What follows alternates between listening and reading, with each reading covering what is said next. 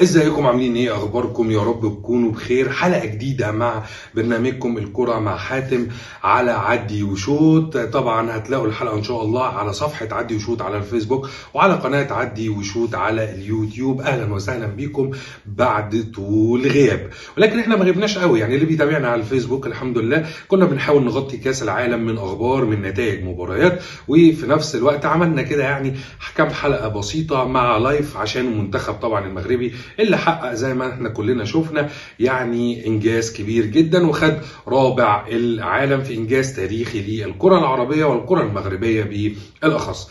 طبعا يعني كلنا قبل ما نخش في الاخبار اللي معانا وقبل ما نخش في اي حاجة، تعالوا نقول مبروك للارجنتين.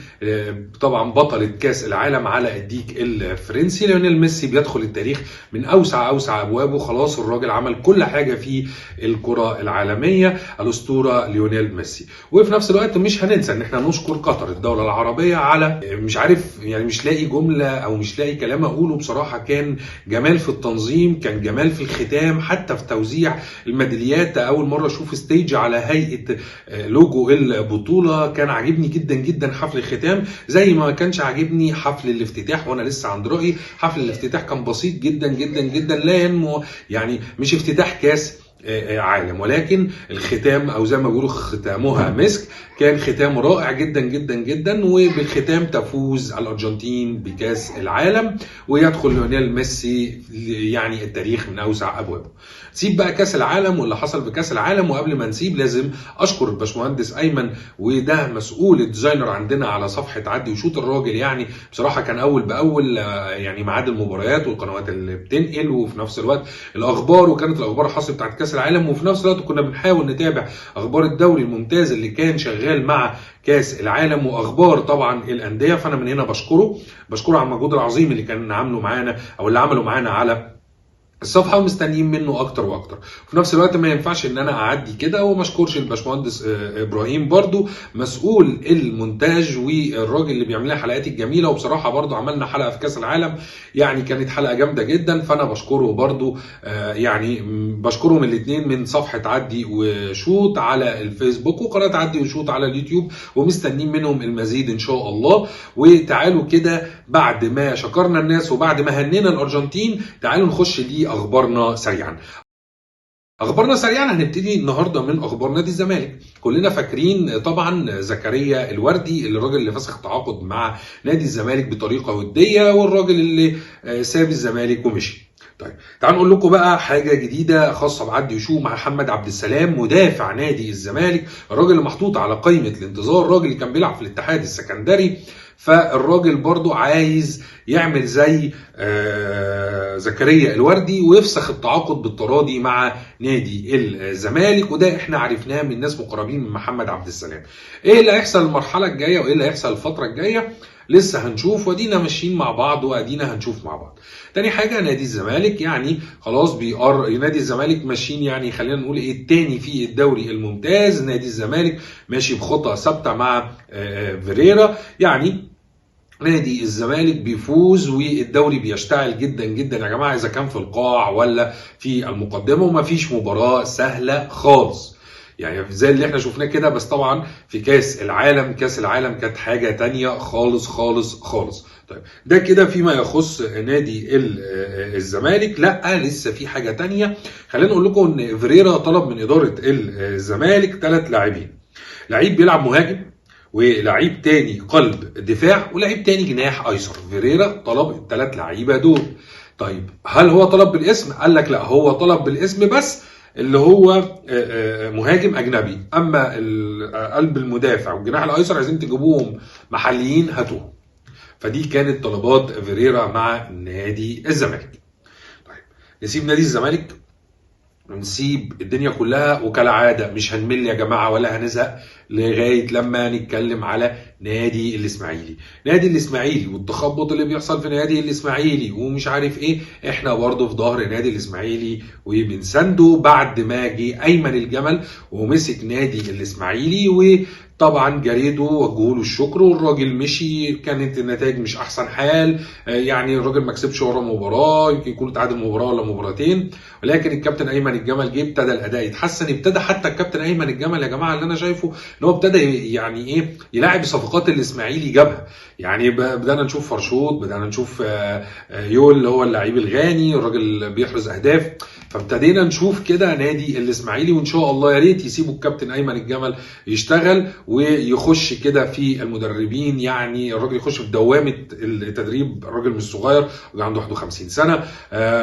يعني ايمن الجمل اسم كبير جدا جدا جدا في نادي الاسماعيلي، وبنتمنى طبعا النادي الاسماعيلي التوفيق دايما. طيب سيب نادي الاسماعيلي ونروح للنادي الاهلي. طيب نادي الاهلي هنقول لكم الاخبار بتاعته. الباطن السعودي.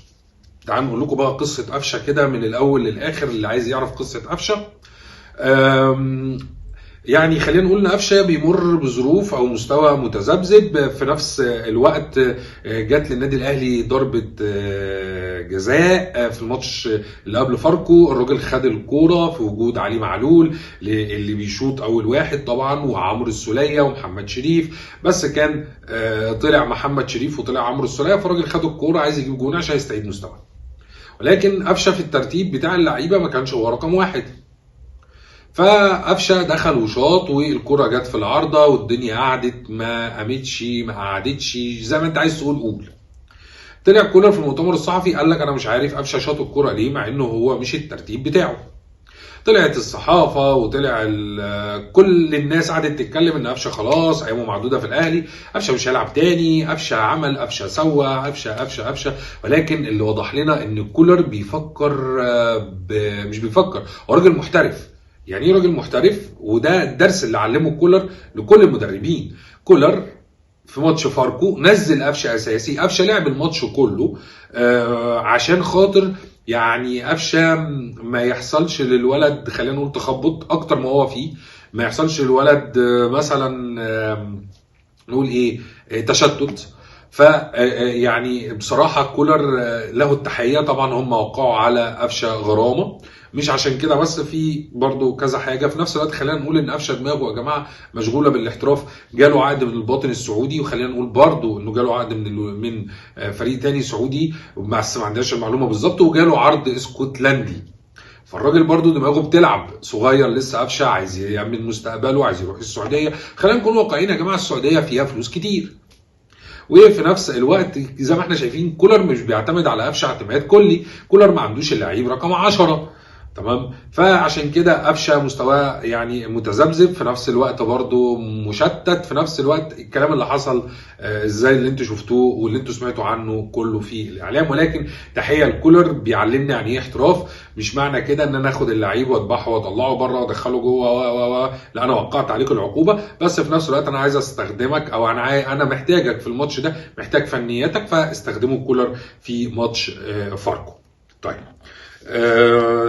تعال نقول برضو بالنسبة للتجديدات بقى. النادي الأهلي هيفتح خلاص الخط مع الرباعي بناء على كل الراجل ما أبدأ يعني موافقة إن هو يجدد لرامي ربيعة، يجدد ياسر إبراهيم، يجدد لحسين الشحات، اللي أنا شايف إن حسين ماتش مع ماتش الراجل مستواه بيبقى كويس جدا، ابتدى يرجع تاني حسين الشحات اللي إحنا عارفينه. وطبعا مع مجدي قفشة، كل ده بموافقة طبعا كولر. طيب تعالوا نقول حاجة تانية. سيبنا الأهلي وطرنا، تعالوا نروح للمصري البورسعيدي بقى. طيب المصري البورسعيدي مشى برضو المدرب بتاعه، وكالعادة جه المنقذ، جه العالمي، جه العميد حسام حسن. ولكن المصري عنده مشكلة تانية غير حسام حسن. المصري دخل في مشكلة مع اللاعب التونسي، خلينا نقول هيثم العيوني. هيثم العيوني اتقدم بشكوى للاتحاد للفيفا، عايز يحصل على مستحقاته من النادي المصري. والراجل قال انا نزلت اجازه ورجعت لقيتهم مش عاوزيني. طب انا حاولت اوجد حلول، مفيش حلول، الكلام ده كله، فانا عايز المستحقات بتاعتي. عشان كده هو الراجل رافع قضيه في الفيفا. طيب تعالوا نقول حاجه تانية، نسيب النادي المصري وتعالوا نروح لنادي اسوان. نادي اسوان بيفسخ التعاقد مع الشركه الخاصه بالملابس بتاعته، وفي نفس الوقت يعني موضحش الاسباب وتعاقد مع شركه تانية. وخلينا نقول ان ايمن الرمادي بصماته بانت على الفريق ولسه هيبان اكتر. تعالوا بقى نسيب الكلام ده كله ونروح لنادي انبي. نادي انبي امبارح الساعه 2 بالليل اقال الكابتن احمد كشري. طب انت هتقول لي ايه المشكله؟ هقول لك احنا دلوقتي بنلعب في الاسبوع الكام؟ هتقول لي الثامن. طيب تعالى اقول لك بقى كام مدير فني اتقال في الدوري المصري لغايه الاسبوع الثامن؟ 8 مديرين فنيين. تقول لي ايه؟ اقول لك 8 مديرين فنيين، يعني كل اسبوع بنقيم مدير فني. كل اسبوع بنقيم مدير فني.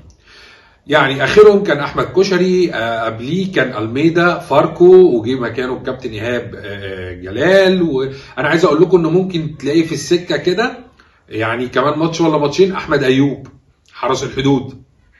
فالآفة اللي لسه خلينا نقول الأندية المصرية لسه بتعاني منها هي معاناة تغيير المدربين، وما بيصبروش على المدربين.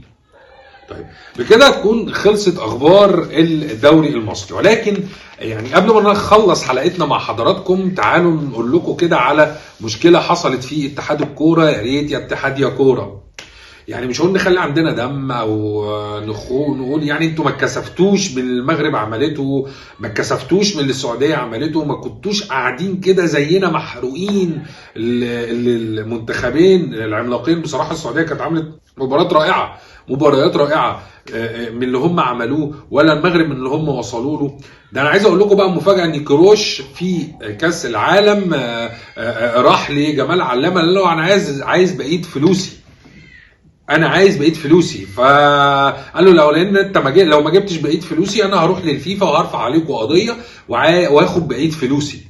طب يعني خلينا نقول يا جماعه بس يعني ايه يعني مش لاقي لها تفسير. يعني انت جيت تسيب الراجل اديله فلوسه، ولا انت عايز كده تمشي في كل حته تخلينا مفضوحين، تخلي الناس كلها بتتفرج علينا؟ يعني بدل ما الراجل يقول لك شكرا ده انا اتعاملت مع اتحاد كوره محترم واتحاد كوره كويس، يجي يقول لك لا اصل العالم دي نصابه. طب وبعدين يا جمال يا علام؟ فيتوريا يقول ايه؟ يعني الراجل لو جاله عرض يقول لك لا شكرا بقى انا هخلع احسن، انا هخلع احسن. يا ريت اتحاد الكوره يحل مشكله كيروش ونقفل الباب ده. يا ريت اتحاد الكوره يحل مساله كيروش ونقفل الباب ده.